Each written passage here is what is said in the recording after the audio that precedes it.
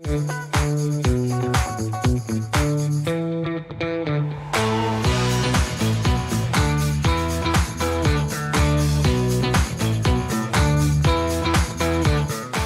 Pedivolks, pernah gak sih Pedivolks berpikir mengapa sih obat generik itu lebih murah daripada obat bermerek? Lalu apa aja sih perbedaan dari kedua obat tersebut? Dan memangnya apakah benar jika obat bermerek itu lebih mahal dan lebih berkualitas daripada obat generik? Nah, kali ini di HMPDpedia Season 6 episode pertama ini kita akan bahas itu semua.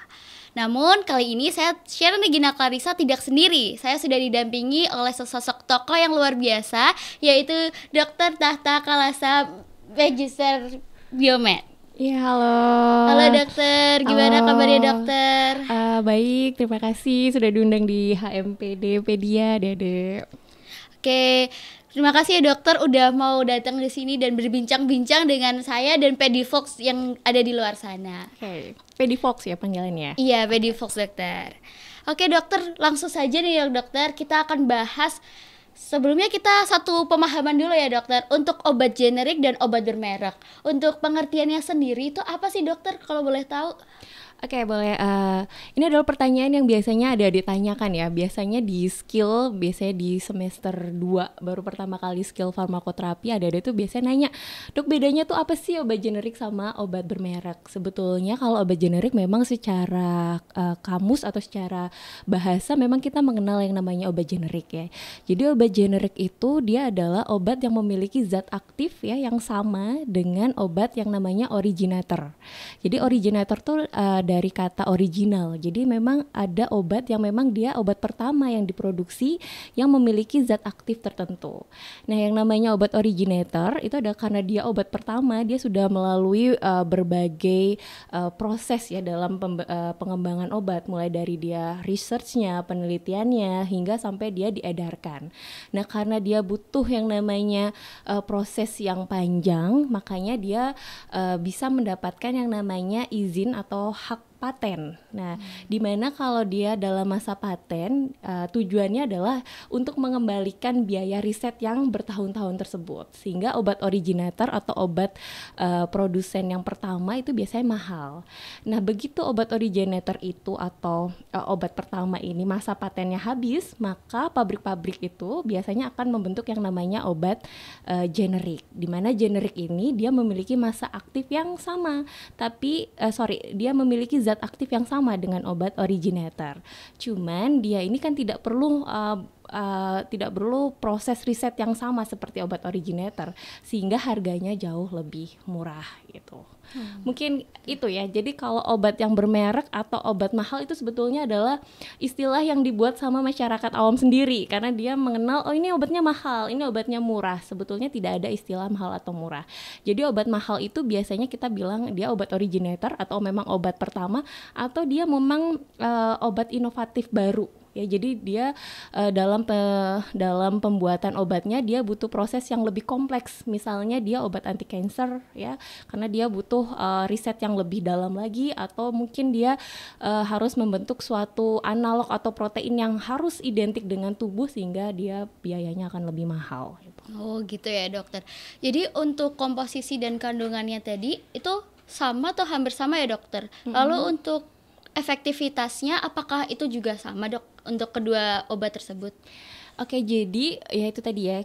Jadi untuk obat generik dan obat yang bermerek itu sebetulnya komposisinya sama. Dia memiliki zat aktif yang sama ya.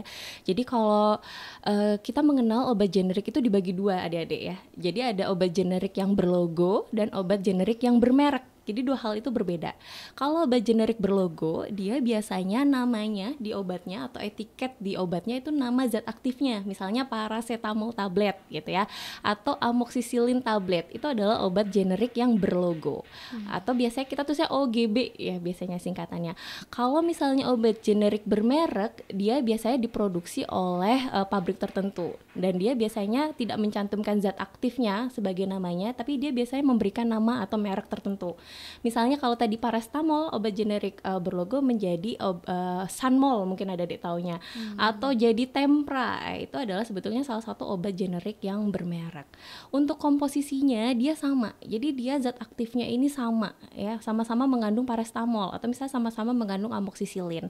Bedanya apa ya? Bedanya biasanya obat generik atau obat bermerek atau obat mahal yang ada adik bilang itu biasanya kandungan yang ada yang namanya excipient ya.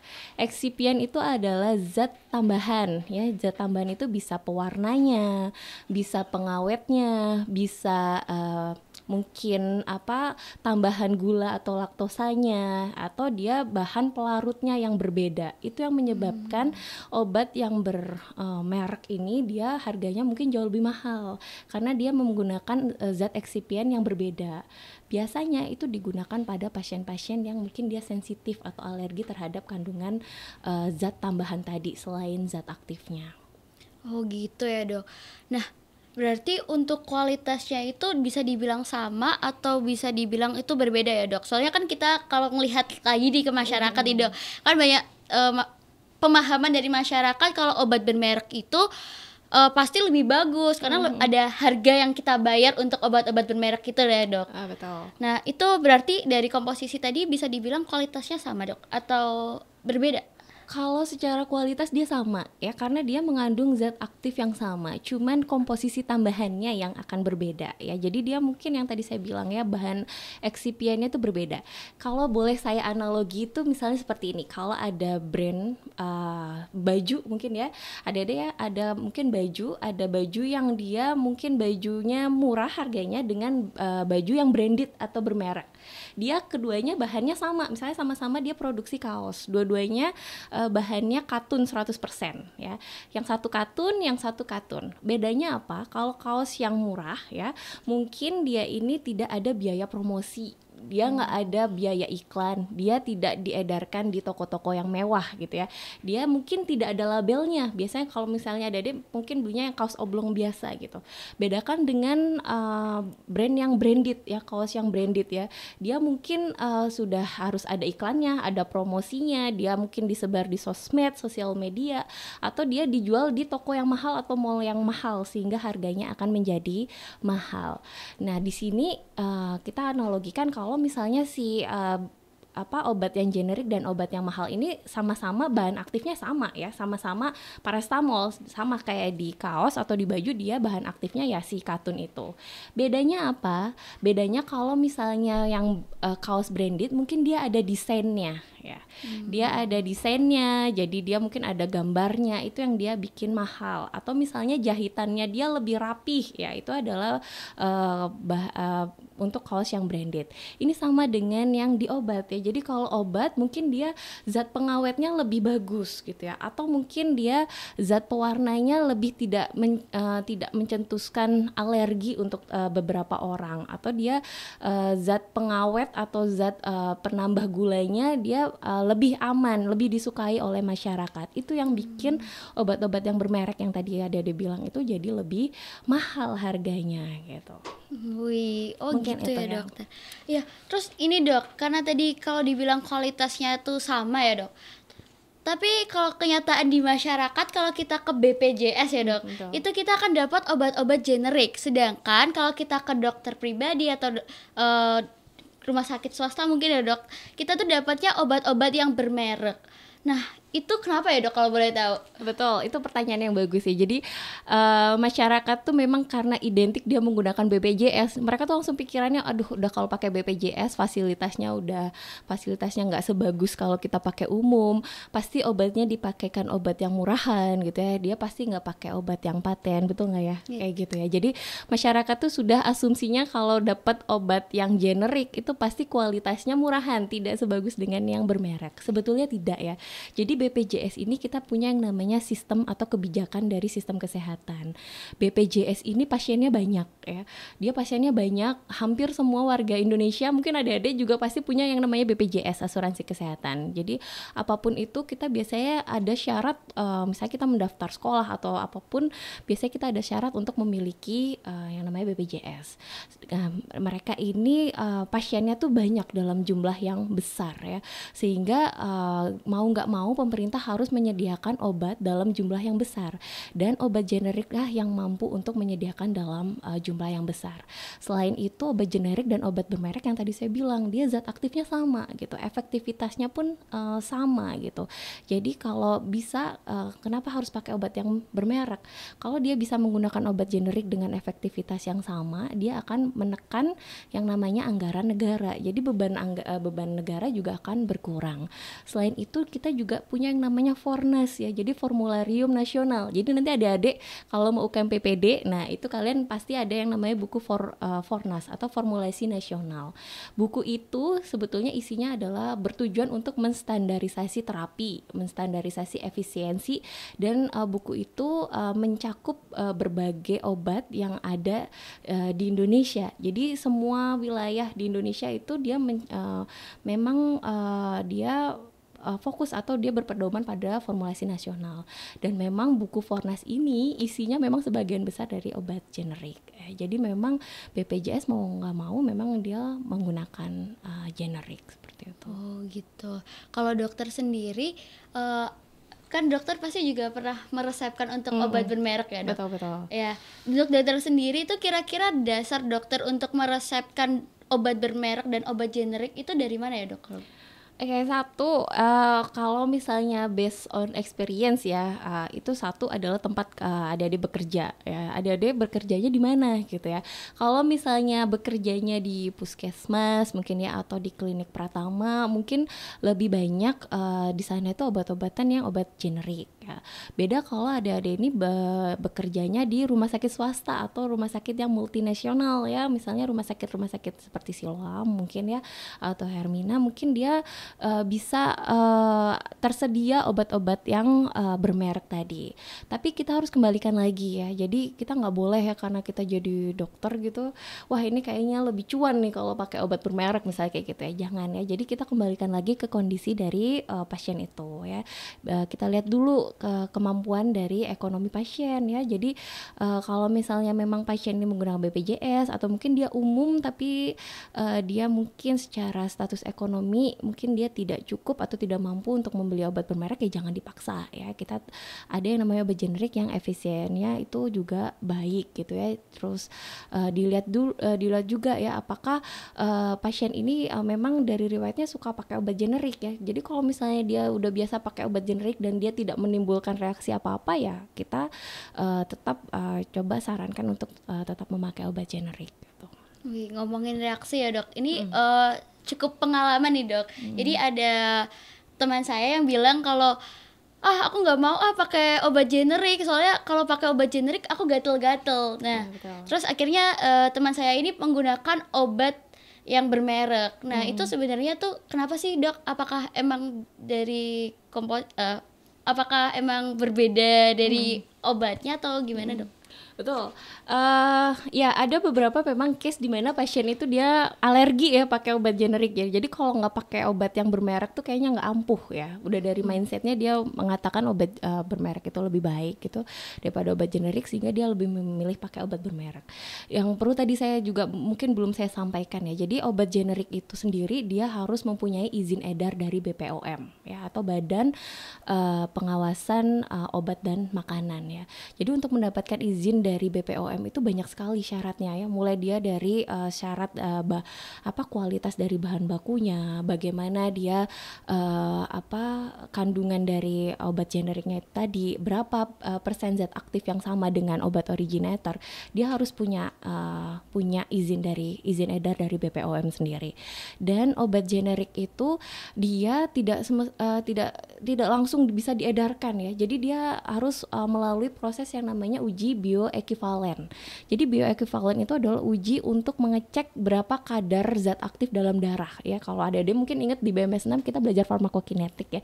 Jadi dia bagaimana zat aktif itu berapa persen kadarnya dalam darah ya. Apakah dia lulus uji bioekivalen atau tidak. Kalau dia lulus uji bioekivalen, biasanya dia bisa dapat izin edar dari BPOM. Nah, terkait alergi, biasanya yang dialergikan itu kita harus lihat dulu dia alerginya terhadap zat aktif atau enggak Ya misal, dok saya tuh kalau minum amoxicillin tuh badan saya tuh gatel gitu ya. Dia menyebut zat aktifnya ya. Dok saya kalau minum amoxicillin ada ruam, gatel, mata saya bengkak gitu ya, atau bibir saya bengkak. Ya jadi kita harus pastikan dulu dia betul-betul tidak alergi terhadap zat aktif. Jadi kalau dia udah alergi zat aktif, dia mau pakai pabrik apapun, pakai produsen apapun, dia pasti hasilnya akan sama karena dia alergi terhadap zat aktifnya. Kalau misalnya dia ternyata oh dok saya kalau pakai amoxicillin yang generik saya nggak bisa, tapi kalau saya misalnya pakai amoxicillin yang bermerek yang ada patennya saya nggak apa-apa. Nah berarti itu tandanya dia nggak alergi terhadap amoxicillin, dia berarti alergi terhadap zat excipientnya. Jadi mungkin dia alergi terhadap warnanya, mungkin dia alergi terhadap pengawetnya tadi ya, atau mungkin dia alergi terhadap laktosa atau gula tambahan dari merek tersebut. Jadi pastikan betul ya. Jadi kalau misalnya dia cocoknya sama merek ini ya berarti mungkin dia cocok sama zat excipient yang diproduksi sama pabrik tersebut gitu. Jadi nggak boleh kita langsung tiba-tiba ganti ya. Jadi kalau dilihat dulu, kalau misalnya dia ternyata nggak cocok sama zat excipientnya, tetap alergi juga, biasanya kita sarankan dia untuk pakai obat yang originator ya. Jadi originalnya kita coba dulu, dia ada alergi atau tidak. Oh gitu ya dok, berarti bukan dari bahan-bahan aktifnya tapi dari zat-zat lainnya yang ditambahkan. Biasanya seperti itu, kebanyakan gitu. Jadi kalau misalnya dia alergi terhadap zat aktif ya kita harus nggak boleh pakai itu ya, kita harus pakai zat aktif yang lain. Kalau dia alergi terhadap amoxicillin ya jangan dipaksa golongannya penicillin ya, pakai yang golongan yang lain, misal macrolide misalnya kayak gitu ya, atau golongannya si fluoroquinolone. Kita coba, kalau ternyata dia pakai macrolide nggak menimbulkan reaksi alergi, berarti betul dia memang alergi terhadap zat aktif itu. Wih keren banget ya dok. Oh ya dok, ini jadi penasaran lagi nih dok. Satu lagi deh dok untuk pertanyaannya. Kalau obat-obat generik dan obat-obat bermerek itu di cover oleh asuransi atau enggak kalau di suatu perusahaan dok? Asuransi apa nih dulu? BPJS itu juga asuransi kesehatan. Jadi ada yang namanya asuransi mandiri dan asuransi kesehatan yang dimiliki sama pemerintah. Jadi kalau BPJS ya otomatis dia nggak akan mengcover merek-merek obat-obat yang bermerek atau obat-obat paten. Biasanya memang BPJS pakai obat yang generik. Kalau asuransi itu tergantung dari klaimnya asuransi ya. Ada yang dia mungkin dibatasi jumlah biaya obatnya. Ada yang dia bebas, dia boleh pakai obat merek apapun gitu ya selama dia sesuai indikasi. Ada yang mungkin dia mungkin asuransi itu dia cocoknya dia membatasi, dia bisanya pakai pabrik-pabrik tertentu, itu juga bisa. Jadi kita lihat dulu dia asuransinya yang mana gitu. Gitu ya. Oke dokter, mungkin teman-teman Pedivox di luar sana sudah cukup paham ya dengan penjelasan dokter Tahta yang sangat luar biasa. Nah mungkin dokter Tahta apakah ada kata-kata untuk Pedivox yang ada di luar sana dokter? Buat adik-adik Pedivox ya, saya sangat terima kasih sekali sudah diundang di acara podcast ini ya, sangat menarik. Mudah-mudahan acara ini bisa berlanjut gitu ya, jadi adik-adik mendapatkan ilmu yang lebih banyak lagi dari berbagai narasumber ya, jadi supaya lebih paham terhadap dunia kedokteran gitu. Mungkin terima kasih. Oke, terima kasih dokter. Mungkin satu lagi dokter, untuk kata-kata untuk HMPD Pedia ini dokter, sebagai sarana kita podcast hari ini. HMPedia luar biasa, ini merupakan suatu wadah buat adik-adik ya, jadi untuk mengembangkan bakat mungkin ya atau minat ya dalam acara bincang-bincang, dan juga selain untuk sebagai wadah untuk meningkatkan minat, juga bisa menambah pengetahuan tadi, ilmu pengetahuan gitu. Ya udah mungkin itu dari saya. Oke, terima kasih dokter udah mau menyempatkan waktunya hari ini. Sama-sama. Terima kasih juga untuk Pedivox yang sudah mau menonton dari awal sampai akhir. Oke dokter, mungkin sekian dari saya Syair Regina Clarissa, izin menutup HMPD Pedia Season 6 episode pertama ini. Sampai jumpa Pedivox.